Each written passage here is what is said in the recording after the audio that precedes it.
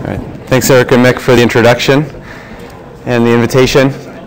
So I'm going to, in the spirit of flipped talks, I'd like to start with my implications and discussion slide just by speaking openly about why the theme of this presentation I think is salient to me and also to those of you in the room who treat patients with mood disorders. What I'm going to be talking about relates to bipolar disorder, but I think that this is really just an example, and it could equally, and I would argue, to some extent does relate to major depressive disorder and to anxiety disorders.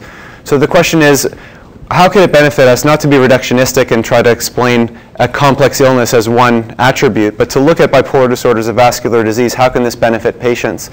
And I think the answer for that is a couple of fold. From a psychological perspective, I think we're still dealing with an illness that, despite the fact we've made it go from a mind disease to a brain disease / brain and mind disease, it's still up here. And most of our conversation today has been up here. And I think to some extent, recognizing that this is a systemic illness could contribute to stigma reduction. And the analogy that I would use is if you have someone with psoriatic arthritis who may have real bad arthritis and also real bad rash, if you just study the rash, you won't really get the systemic process that once you modify it, you treat everything. You don't need to have multiple different treatments. And so that's the analogy that I would use for bipolar disorder. The other implication is with regard to clinical therapeutics. And so we're talking about psychosocial treatments, we're talking about pharmacological treatments, but they're all targeting mood, which is fluctuating. And so the question is, if we treat this as a vascular disease and optimize vascular health, can that render benefits for patients in terms of their stability? And so with the next 3 minutes and 18 seconds, I'm going to talk about a couple of approaches that we had to try to integrate how bipolar disorder and vascular risk may be brought together in a meaningful way. So this was the first one. If you look at adult data from bipolar disorder, inflammation is one of the leading peripheral biomarkers. It had not been examined, and actually since then hasn't really been examined. And what you can see here is that adolescents with bipolar disorder, these were a subset of 30 teens from the Course and Outcome of Bipolar Youth study coming in consecutively, and about half of them were clinically significantly symptomatic and half were euthymic. And despite the fact that half of them were euthymic, you can see that their levels of C-reactive protein were almost as high as they are in a juvenile inflammatory arthritis trial.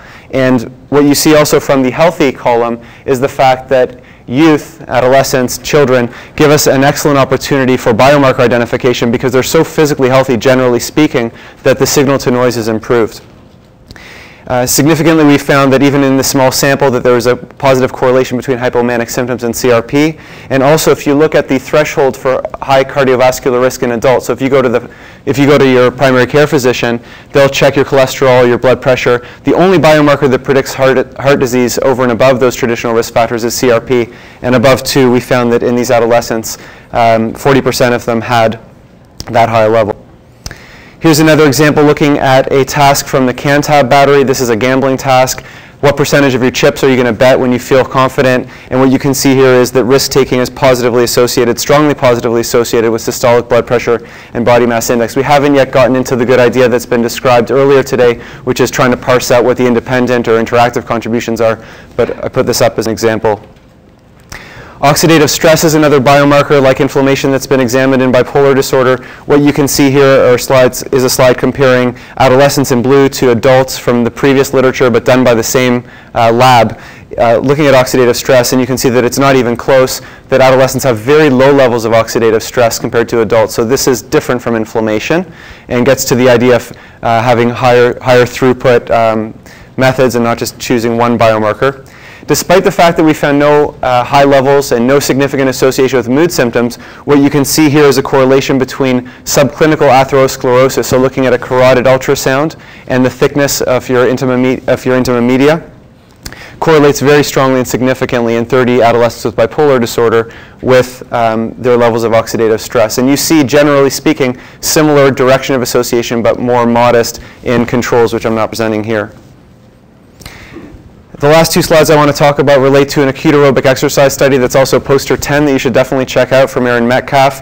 And what we're looking at is what is the acute impact of a single bout of aerobic exercise, so looking at cardiovascular relevant therapeutics, targeting also cognition.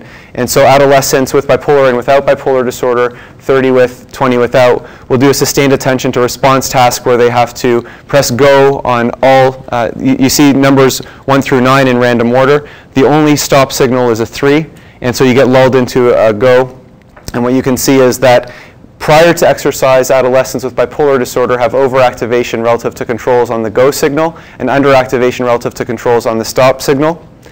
And after they've done a single bout of 30 minutes of aerobic exercise, this is the same day, so they do the task, exercise, back to the task. Post-exercise, adolescents with bipolar disorder are indistinguishable from controls. And to further weave in the theme of vascular risk, what you see here is, if you look at their endothelial function, the overall sample did not change significantly with regard to their performance on this task, but the better your vascular health, the greater the exercise-related improvement on this task was. So this is just a synopsis of the ways that we can look at trying to interdigitate cognition, mood, and vascular risk in bipolar disorder. Thanks.